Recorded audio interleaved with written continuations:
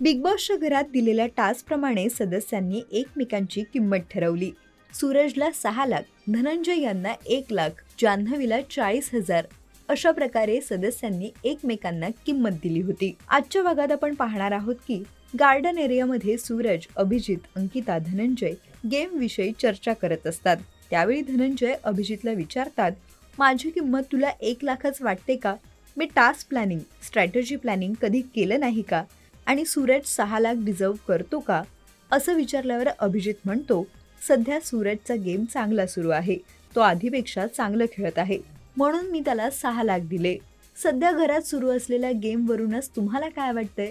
नक्की सूरजला 6 लाख दिले हा निर्णय योग्य होता का? हे आम्हाला कमेंट करून नक्की सांगा.